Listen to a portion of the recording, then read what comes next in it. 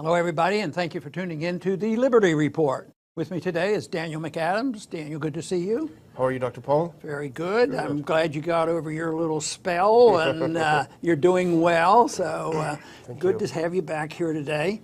But I want to talk about Cuba and what's going on there. We're expelling Cuban diplomats, and it looks like they're stirring up trouble. It looks like they're trying to undo some of the things we thought were worthwhile that Obama did. It was opening up diplomatic relations and embassies with Cuba, and I don't know exactly what's going to happen. But you've actually had some on-site experience. While we were in Washington, you actually made a trip to Cuba.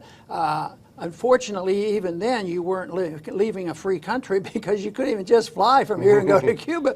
You had to go to Mexico in order to make it all legal and above board and go to Cuba. But that was back in '03, and you did get to meet with Cuban diplomats. So that must have been a worthwhile experience. Yeah, it was interesting. It was when I came to work for you in 2001. That was the one thing that I really inherited from my predecessor, was your long-term project to help improve relations with Cuba. And we had really a left-right coalition in the House who were dedicated, the Cuba Working Group I think it was called, who were dedicated to improving and actually to moving toward where we finally got in 15 with President Obama. We're restoring diplomatic ties and all that sort of thing. Mm-hmm. Well, you know, in Washington, I claim that on the big issues, the parties come together, you know, war and Federal Reserve and debt.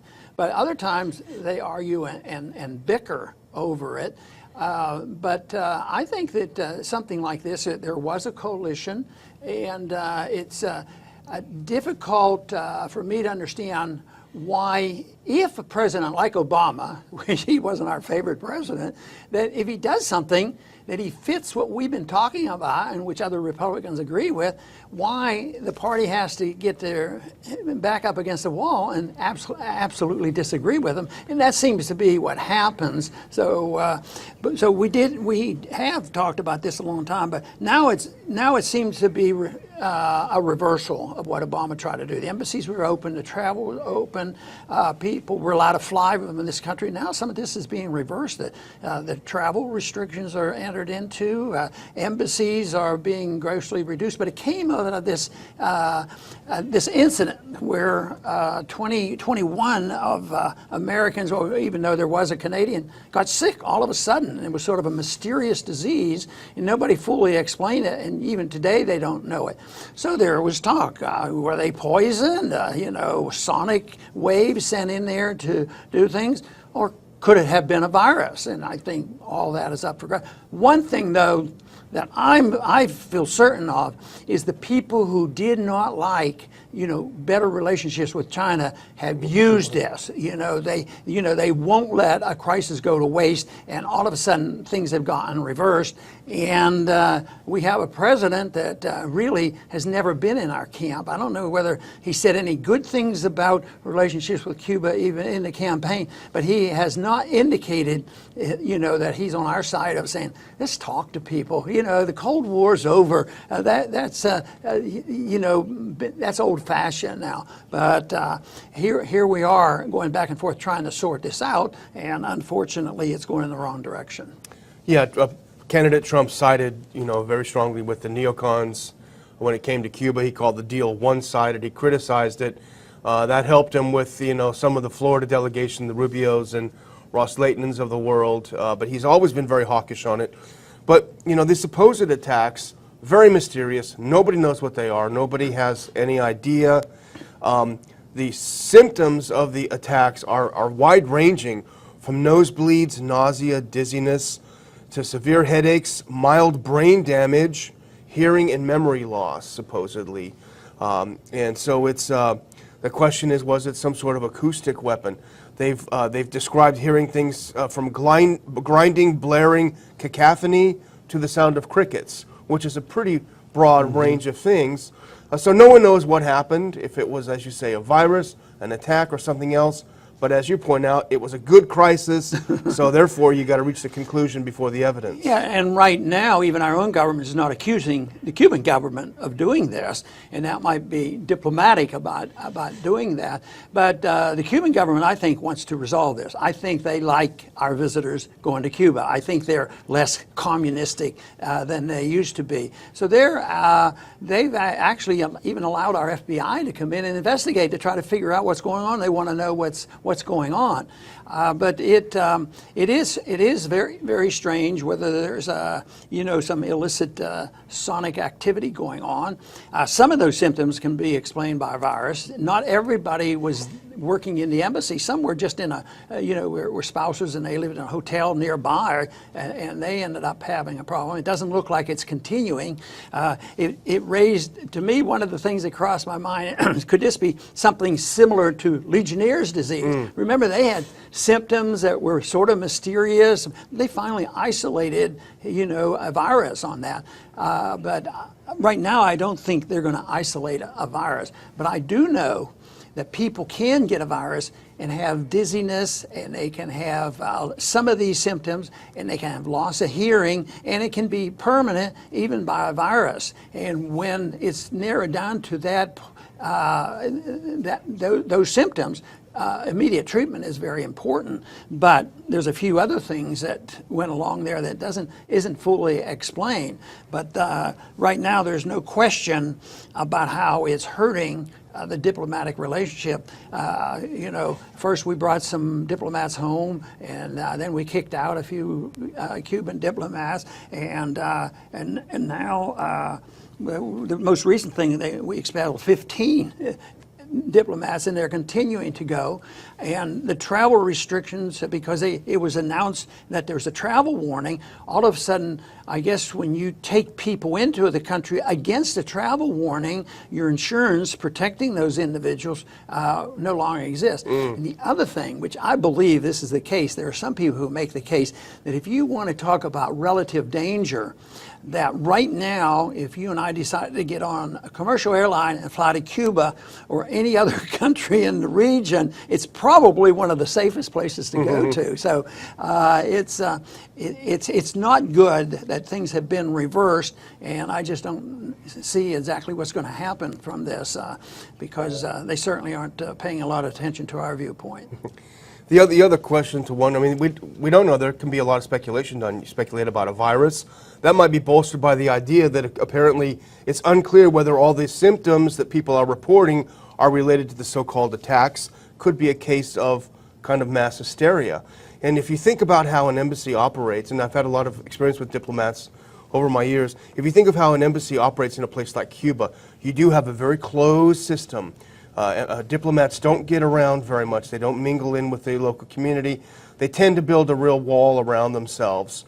So you get a lot of groupthink. And so if you have a couple of people get sick and it's mysterious, and it's understandable, you can set off kind of a psychological, so everything would be attributed to that. There's one possibility. Yeah. But let's say the consensus gets around this idea that sonic waves did this. It's scary, yeah. Who would do this? Who has the most interest in doing it? Do you think the Cuban government right now wants to break total relations with the United States? Right now, I think they're enjoying our tourists. They're making money, yeah. So I cannot believe that they would do that. And I sort of don't think our government would do it, even though they've done some pretty wild and nasty things. Especially with Cuba, yeah. or the part of the government that is part of the deep state, some of our secret agencies and spy agencies, they do a lot of things our actual government doesn't even realize that's going on. But who would benefit the most? And it's really the element that never wanted to have better relations with them. And of course, the first senator to say this is the reason we really have to crack down was Rubio. Yeah.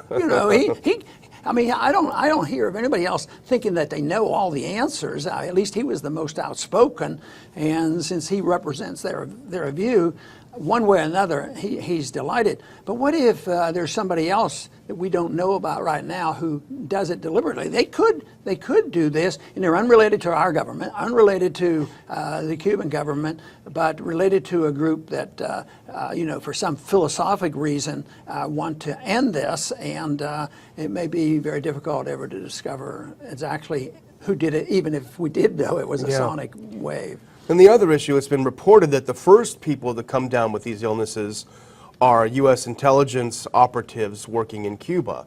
So that raises another issue that we might wonder. They're involved in covert actions against the Cuban government. Was it some sort of a retaliation against them? Could it have been a third party? Maybe they identified the intelligence operatives that were in Cuba and they launched something, a third party, hardliners on either side. You know, there are so many factors that can be considered when you look at just what we do know. And then the big question, I guess the question for the whole show was, why would you jump to conclusions and start expelling diplomats when we really, the picture's pretty unclear? Yeah, if it's a health matter, that's not the usual thing, unless it was quickly identified as some rapidly spreading disease. But there's no charges made that this is a contagious disease. I mean, it happened, it stopped. That suggests, something, hysterical reactions or some type of a sonic wave or some type of an immediate virus that is not going to spread. But it's unfortunate because this is not going to be easy to reverse. It takes a long time to recover from 50 years of sanctions. Yeah. And then we have the recovery, but then when the setback occurs, it cancels out. This might cancel out 50% of what Obama was trying to do, because the atmosphere right now is not good, even though all the sanctions have not been removed. It actually helps our economic competitors, because they were way ahead of us anyway. They were already in Cuba. But I really believe that the Cuban people, and you met some, the Cuban people would like to see us there, and I believe this government would like to see us there. So it's unfortunate what's happening. Yeah, absolutely. And if I can have a concluding idea, the State Department issued a statement yesterday as to why they're expelling these diplomats. And we like to talk a lot about hypocrisy and irony on the show when it comes to U.S. foreign policy. And the reason why it was cutting embassy staff there was the failure to take appropriate steps to protect U.S. diplomats with regard to their Vienna Treaty obligations. The Cubans have an obligation under the Vienna Treaty to do certain things. All countries do that are signatories, and that's one of them is that the property of that country in the other country is their property, is sacrosanct. It's pretty ironic because just this week, the U.S. security moved into Russian diplomatic space in San Francisco against the will of the Russians. Total violation of the Vienna Treaty. We did it totally blatantly, but that's okay. Not our government. I'm afraid it was. Sometimes we hesitate to use the word our and we, yeah, that's true. because it shouldn't be so broad.